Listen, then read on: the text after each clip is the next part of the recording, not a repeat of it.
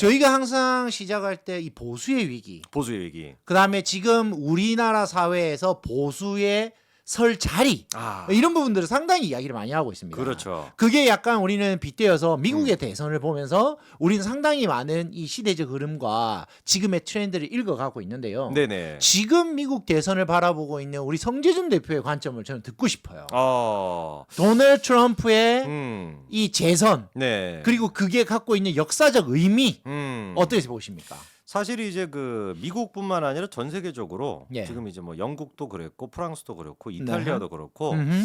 약간 이제 그 국수주의가 지금 이제 국수주의. 판을 치고 있는 맞습니다. 시기라서 사실 문재인 때도 그랬었긴 했거든요. 맞습니다. 그 문재인 정부 때부터 그게 이제 쭉 이어졌는데 저희도 원래 그 흐름을 타서 국수주의적인 그런 걸로 갈 뻔하다가 예. 박근혜 전 대통령 탄핵이라는 그 시국으로 인해서 네. 저는 이제 역행을 좀 한 거죠. 예, 역행돼 버렸죠. 예, 그래서 아마 2년 반 뒤에 대선을 치를 때는 저희도 좀 약간 그런 맥락에서 어떤 대선이 이루어질 가능성이 있다. 그렇기 때문에 더더욱 이재명 같은 사람이 위험하다라는 맞습니다. 또 생각이 듭니다. 그래서 저는 성재준 대표가 정확한 관점을 갖고 있다고 봅니다. 네. 왜냐하면 각국 나라, 그러니까 전 세계의 리더라고 자부하던 선진국들도 이제는 스스로 힘들다는 걸 알아요. 그렇죠, 그렇죠. 자기 나라 챙기기에도 힘들다라는 걸 스스로 알기 때문에 이제는 소위 말하는 오지랖을 펼칠 여력이 없어. 그렇죠. 당장 자기 경제가 무너지게 생겼거든요. 그러다 보니까 국수주의를 펴고 자기 나라의 이익만 강조하는 정치적 리더가 나왔을 때 지금 표가 나오고 있다는 거예요. 그렇죠. 그리고 영국이 브렉시트 했던 것도 그렇죠. 다 자기 살겠다고 하는 거 아니에요. 그게 왜 이런 일들이 전 세계에서 지금 벌어지고 있는지 각자 도생의 지금 뭐랄까요 이제 전 세계 시대로? 분위기가 각자 도생의 시대로 가고 있어요. 음. 그런 추세에서 우리나라는 지금 뭘 하고 있는 건가? 그러면은 그 트렌드의 가장 핵심이 뭔지 아세요?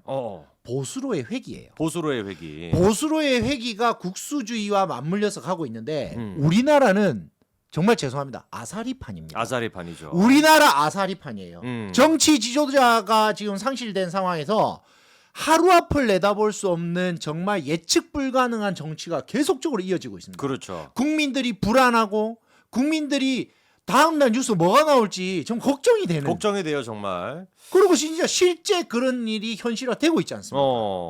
거의 아사리판이 지금 개판이거든요. 전 진짜 네. 이 아사리판에 오늘도 점심 먹으면서 저희 의뢰인하고 이야기하면서 어. 의뢰인하고 이야기하는데 정치 이야기를 하게 돼요. 의뢰인도 정치 관심이 많죠. 그렇죠, 그렇죠. 그러면서 결론은 뭐냐? 한숨 짓게 된다. 아. 우리가 지금 이 정치 이야기하면서 한숨 짓는 이 상황이 정말 이제 우리는 너무 슬프다. 그렇죠. 빨리 이거를 뭐랄까 우리는 국면 쇄신을 하고 인적 쇄신을 하고 새로운 방향성으로 나가지 못하면 자 이대로 우리는 다 자멸한다. 그걸 저는 말씀드리고 싶습니다. 안경테를 바꿀 때 되면 좀 바꿔라. 그만 써라 좀 제발. 그만 써야 되는데 오늘도 나온 소식이 그 음주운전으로 2개월 동안 정직 처분이 됐던 강모 비서관이 또 복귀했다라는 기사가 또 나왔습니다. 그만 써라 좀 제발 바꿀 때 되면 바꿔라. 참 정말 답답합니다. 그리고 네. 이제 또 명태균이 같은 경우도 자기에 대한 구속이 좀 두려워서 그런지 그게 맞아요. 또다시 나를 구속시키면 내 다 까고 내가 대통령실 힘들게 만들 거야. 그러니까 네가 검찰을 조정할 수 있으니까 조정해라. 이재명처럼 구속 안 당하고 질질 끌게 대통령 네가 어떻게 해줘. 이게 그러니까 협박 카드를 들고 있는 거예요. 그러니까요. 정말 어처구니가 없습니다. 그러니까요. 6개 휴대전화를 검찰이 압수수색했는데 거기는 뭐 김건희 여사의 대화가 따로 없었다고 하지만 네네. 명태균이가 지난번에 아버지 그 선산에다가 그거를 이제 묻어놨다라고 했는데 지난번에는 분명히 그 불태웠다 했는데 안 태웠대요. 그냥 홧김에 그냥 불태웠다고 한 소리고 자기 아직 가지고 있다. 이거 내가 공개할 수도 있다. 이렇게 지금 얘기는 하고 있습니다. 물론 뻥카일 수도 있습니다만. 참 그래서 진짜 유기농님 얘기처럼 대환장 파티입니다 지금. 맞습니다. 네, 지금 이런 이제- 상황이 네. 저는 진짜 박근혜 정부 때 그 음. 국정농단 막 이슈가 일어났을 때 네. 박근혜 전 대통령께서 음. 기자회견장에 나와서 아유 죄송합니다 국민 여러분 하는 그 순간이 보수가 무너진 순간이에요. 무슨 말인지 아시죠? 네네. 죄송합니다가 중요한 게 아니라 보수가 무너지냐 안 무너지냐가 중요한데 그걸 예측 못한 거예요. 그 순간 정무적 판단이 다들 흐려졌었던 것 같아요. 어. 차라리 저는 이렇게 생각합니다. 네. 이재명처럼 나 몰라라고 얼굴에 철판 깔고 네네. 임기 채웠으면 문재인이라는 대통령이 당선이 됐을까요? 저는 안 됐다고 봅니다. 쌩까고 철판 깔고 그리고 지금 대통령 임기 2년 남았습니다. 그렇죠. 명태균 2년 끌고 지금 가야 되는 상황인데 여기서 뭐 잘못했습니다 뭐 어쩌고 하면 특검해야죠. 또 특검하고 또 잡혀 들어가야죠. 그렇죠. 이게 되냐고요.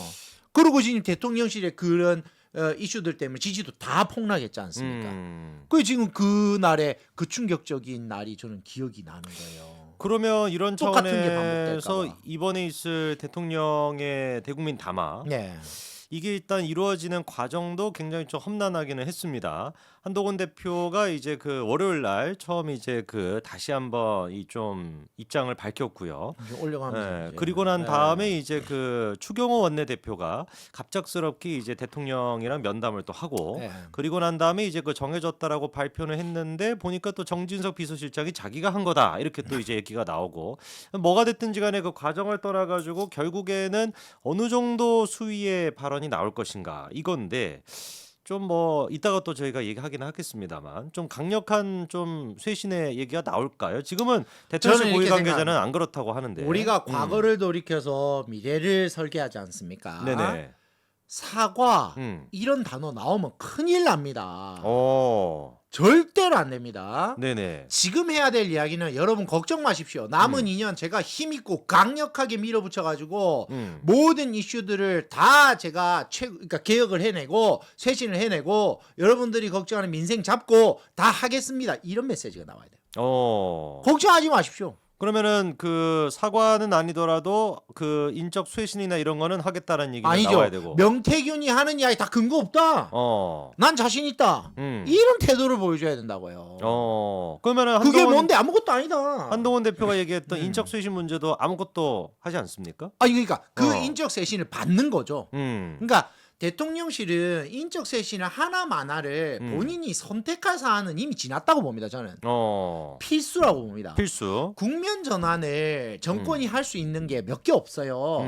상대방 야당이 똥볼을 차주거나 아니면 내가 인적 쇄신과 개각을 통해 가지고 국민들한테 새 버전 그리고 선수 교체라는 이슈를 보여주거나 그 두 가지밖에 없어요. 그런데 지금 인적 쇄신해야 될 단계 아닌가요? 사실. 그렇죠. 자꾸 뭐 예를 들면 한동훈 대표가 그런 이야기를 했든 안 했든 제 눈높이는 그렇습니다. 제 눈높이에 봤을 때는 그게 오히려 맞고 사과 이야기하면 안 된다. 절대 안 된다. 사과할 일이 뭐가 있냐. 당당하다. 나는 2년 끝까지 대한민국을 위해서 최선을 다하다 가겠다. 그러다가 지지율 10%더 떨어지는 거 아닙니까? 근데 이제 문제는 그런 거죠. 아무 문제가 없다라는 게 조금씩 밝혀져야 되는 거예요. 근데 그러면서 문제는 뭐냐면 국민들의 눈에는 실체 진실이 또 중요하겠지만 의혹을 계속 만들면 안 돼. 근데 지금 대통령실이 잘못하고 있는 거 또 한 가지 설명드리면 이번에 그 국회 가서 시정연설을 해야 되는데 안 했죠. 안 했죠. 네. 근데 그게 지금 벌써 국회 개원식이 안 갔고 시정연설 안 했죠. 2번 안 했거든요. 네네. 저는 그거는 제가 대통령실에 진짜 죄송하지만 쓴소리 한번 해야 되겠습니다. 그거 아닙니다. 왜 안 갑니까? 야당이 뭐라 하든 말든 야당이 뭐 야유라고 욕을 하든 말든 명태균 이야기를 하든 말든 아무 일 없었다는 듯이 당연히 대통령으로서 해야 될 일을 하는 것처럼 가서 시정연설 해야죠. 그걸 왜 안 합니까? 이건 누가 판단한 겁니까? 나 지금 이해가 안 돼요. 지금 얘기가 나오는 게 그 대통령실 참모진들은 열심히 설득을 했는데 대통령께서 끝까지 안 하시겠다고 라고 해서 결국에는 이제 그 안 가게 됐다라는 건데 글쎄요. 지금 이제 그 대국민 담화가 되는 그 과정도 사실 이제 그 이런 잡음이 나오는 것 자체가 좀 저는 이해가 안 되는 게 대통령께서 그냥 대국민 담화를 그러니까 아까 얘기하신 것처럼 쇄신을 하겠다는 의지가 있었으면 그냥 대국민 담화 하겠다라고 하면 되는 것인데 당연하죠. 근데 그 과정이 지금 이제 추경호를 만나고 난 뒤에 담화가 결정이 됐다라든지 근데 정진석을 이거는 만나고 난 다음에 됐다라든지 이거는 대통령실이 진짜 잘못하는 거예요. 그러니까 왜 대통령실이 잘못하고 있냐면 제가 말씀드리지만 원래 하던 절차는 밟아줘야 돼요. 그러니까 당대표랑 상의할 거 상의하고 그다음에 당 대표가 뭘 잘못했으면 그게 뭔지에 대해서는 서로 이야기를 해야지. 그게 자꾸 국민들이 알게 하면 안 되는 거죠. 그리고 지금 이게 당 대표 저는 이게 당 대표 패싱인가에 대한 생각을 하게 되는 거예요. 네. 지금 같이 힘든 시기에 당 대표랑 상의를 하고 손잡고 가는 모습을 보여줘도 지금 이 뭐 명태균 이슈부터 시작해서 김건희 특검 이슈를 헤쳐나갈 수 있을지 없을지 지금 알 수도 없는 상황에서 네. 당대표 패싱해서 절든발이로 야당하고 싸워서 이기겠다? 거대 야당하고 가능할 것 같아요? 불가능하죠. 저는 불가능하다고 봐요. 한동훈 당대표랑 손을 잡고 당과 지금 지금 정부가 지금 같이 가지 않으면 지금 이 위기를 해결할 방법이 없습니다.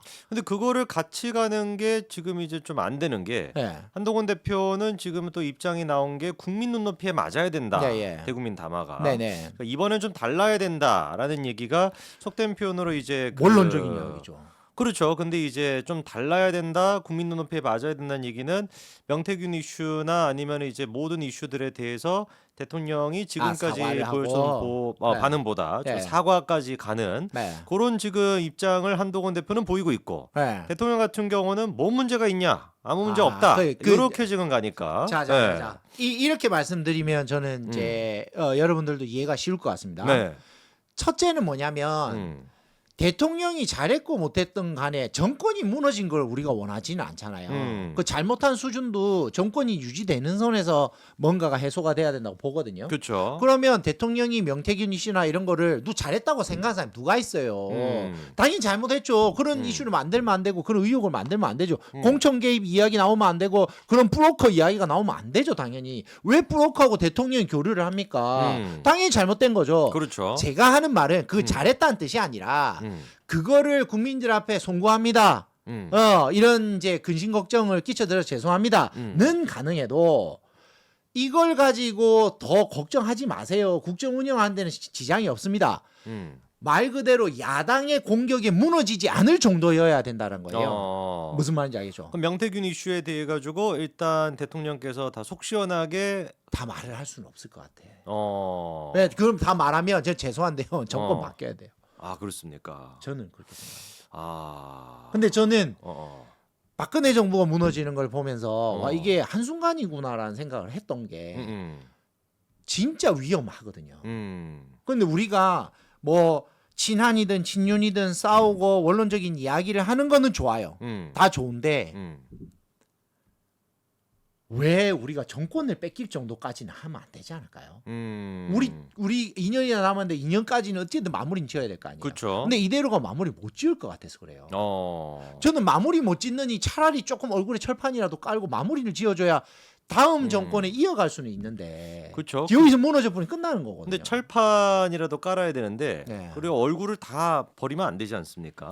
아휴. 지금 이제 대통령실 고위 관계자의 벌써 얘기가 나오는 게 네네. 일단 그 한동훈 대표랑 그 친한 쪽에서는 김건희 여사가 이제 그 외교를 포함해서 아예 좀 공적인 활동도 좀 자제하는 게 좋다라는 지금 입장인데 네. 벌써 대통령실 얘기는 외교는 일단 가겠다. 이런 지금 얘기가 나오고 있고요. 그리고 인적 쇄신 문제 같은 경우도 인위적인 쇄신은 없다. 이렇게 지금 또 얘기하고 있거든요. 이제 그렇게 하려면 그러니까 이런 스탠스 자체가 매우 우리는 잘못이 없다. 우리는 원칙대로 하겠다인데 그게 일정 정도는 소명이 되고 해소가 됐을 때 저렇게 하는 게 맞죠. 아예 소명이 안 되고 아예 해소가 안 돼서 국민들은 계속 의혹에 가득 차서 대통령실 뭐 한 거야? 이게 무슨 일이야에 대해서 모르는 상태에서 저걸 계속할 수는 없잖아요.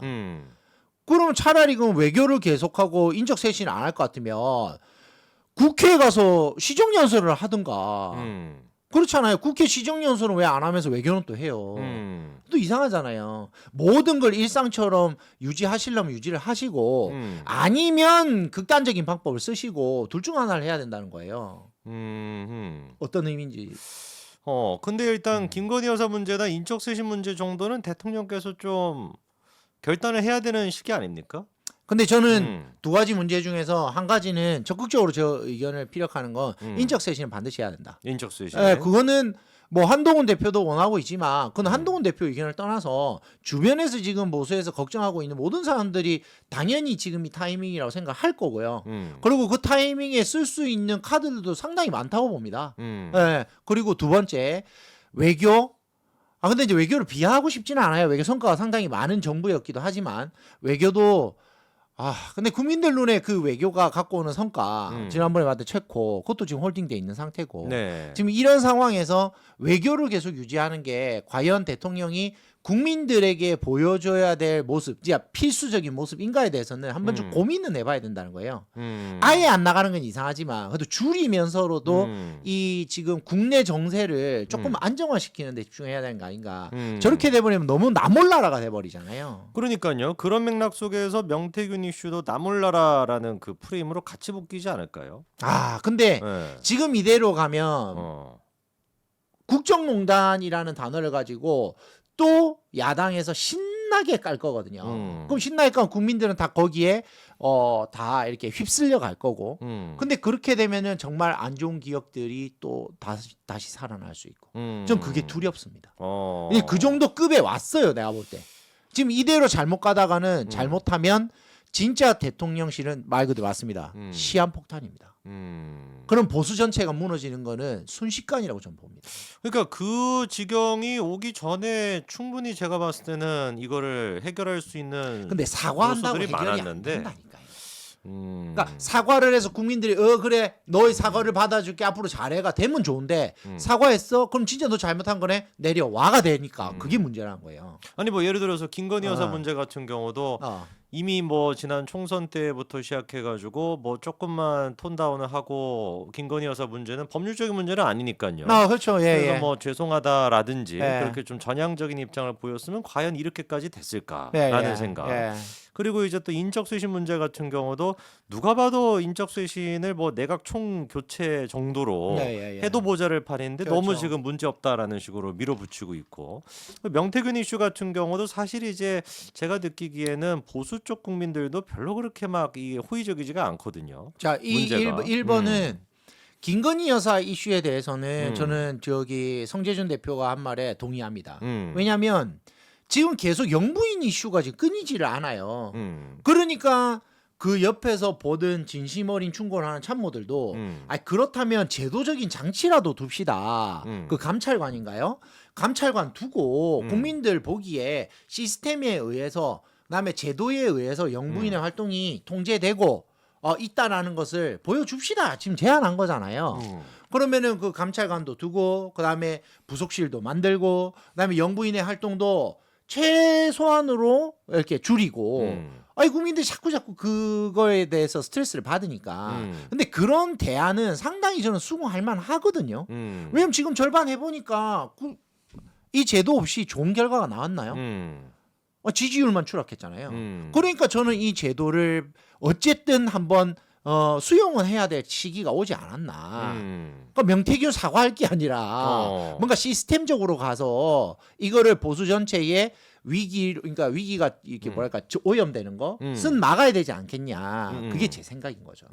그래서 두 가지 다 맞습니다. 인적 쇄신해야 되고 김건희 여사 리스크 줄여야 되고 그 두 가지 이슈는 100% 맞는 말이죠. 아마 지금 이제 많은 분들이 그 조상규 변호사님이 아까 하셨던 그 얘기 철판을 깔고 그냥 가야 된다라는 얘기에 대해서 좀 동의 못 하시는 분들도 좀 있는 것 같아요. 근데 진짜 여러분들이 아셔야 되는 게요. 그럼 대통령이 아이고 죄송합니다 하고 거기서 고개 숙이고 업중 엎드리잖아요. 그러면 여러분들 좋을 것 같습니까? 그러니까 민주당한테요 또 탄핵 근거 만들어주는 거예요. 또 탄핵되는 거죠. 근데 국정이 이게 엉망진창이 될 거예요. 지금 좀 애매한 게 그 사과라고 하는 그 표현 자체라서 좀 그렇긴 한데 대통령께서 무슨 일이 있었고 뭐가 있었는지 소상히 좀 밝힐 필요는 있는 거 아닙니까? 맞습니다. 왜냐하면 대통령 부부와 통화를 했다고 하는 정치 브로커가 녹취록을 그렇게 많이 들고 있고 1탄, 2탄, 3탄, 4탄을 막 오픈하겠다고 지금 하고 있는 상황인데 대통령실에서 선제 공격이라도 해야 되는 거 아닙니까? 저 사람과 내의 히스토리 내지는 저 사람의 포지션 그리고 우리가 관계 뭐 내지는 어느 정도 수준인지 아니 뭐 예를 들면 천공도사 같으면 천공도사처럼 설명하면 되잖아요. 왜 설명 못하는 거? 설명을 해서 해소를 하면 되잖아요. 그리고 뭐 이준석하고 뭐 천하람도 사진 찍어가지고 뭐 완전히 뭐 그런 식의 지금 안 엮인 사람들이 없는데 설명을 해야죠 당연히 해소는 해야죠. 아까 말했던 것처럼 어느 정도의 의혹 해소라든지 어느 정도의 설명이 뒷받침되지 않으면 이 이슈가 계속 국정을 흔들 거란 말이에요. 그래서 그걸 저는 같이 설명드린 거예요. 대통령 잘했다가 아닙니다. 여러분 지금 오해하고 계신데 대통령 잘했으니까 대통령이 하는 대로 다 지켜주자가 아니에요. 누가 대통령 잘했대요? 대통령 때문에 지금 다들 화나 있지. 영부인 때문에 화나 있지. 그렇잖아요. 그렇죠. 네.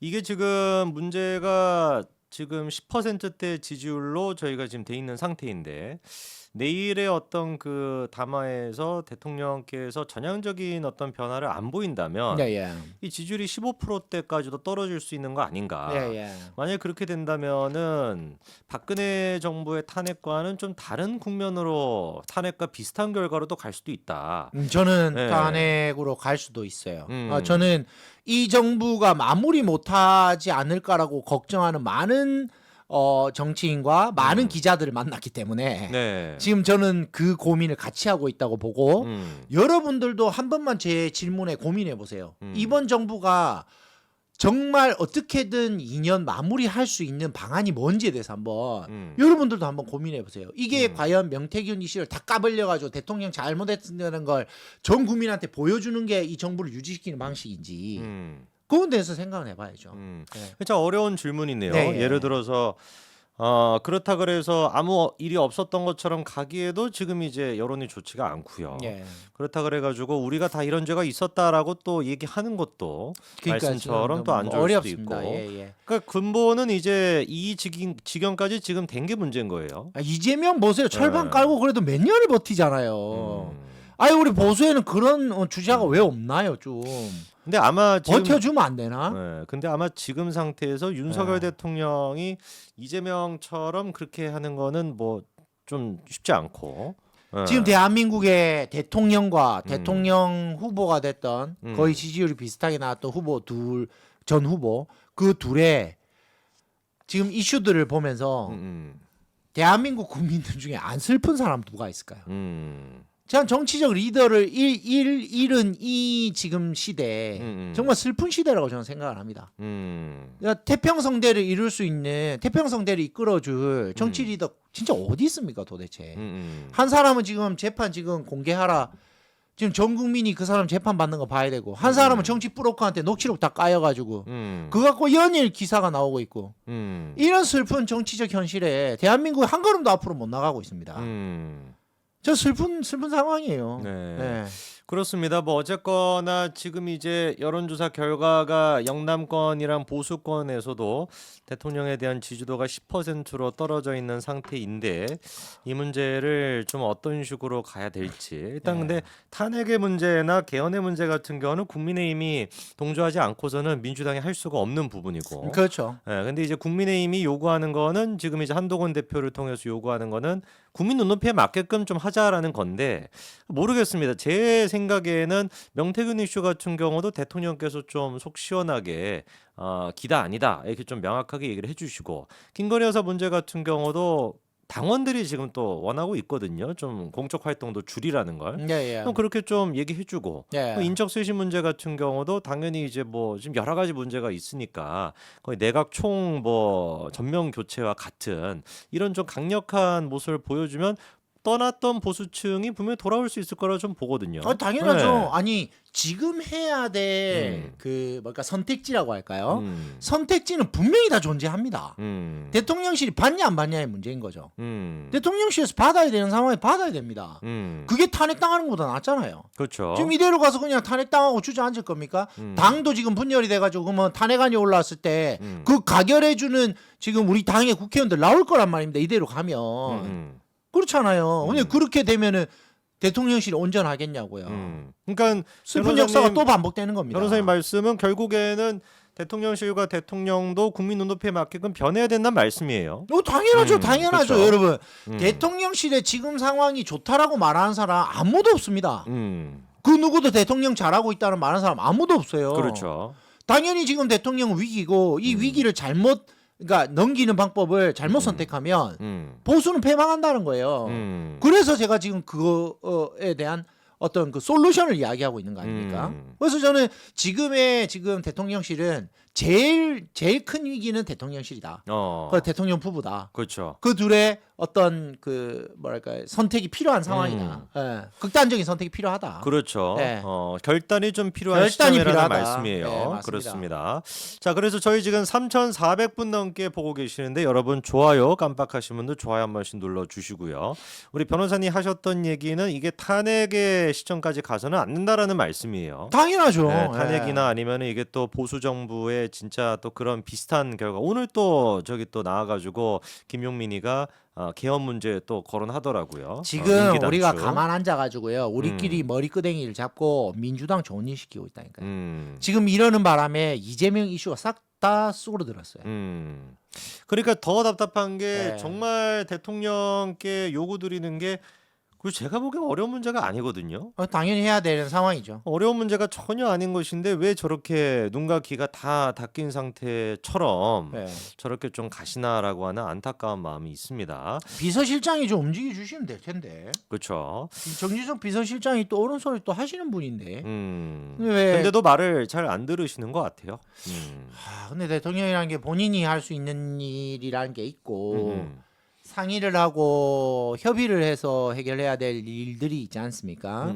본인이 본인을 한번 돌이켜 본다면 사실 검찰총장 하다가 대통령이 되는 게 그 정확한 코스는 아니잖아요. 정치란 걸 알 수도 없는 상황이고 공무원 하다가 소위 말해 진짜 그렇죠. 수사 공무원 하다가 그러니까 국회의원도 한번 못 해보고 대통령이 됐는데 그런 정무적인 감각이나 판단 능력이 과연 국회의원들 뭐 5선, 3선 이런 의원들하고 비교가 될까요? 저는 안 된다고 보거든요.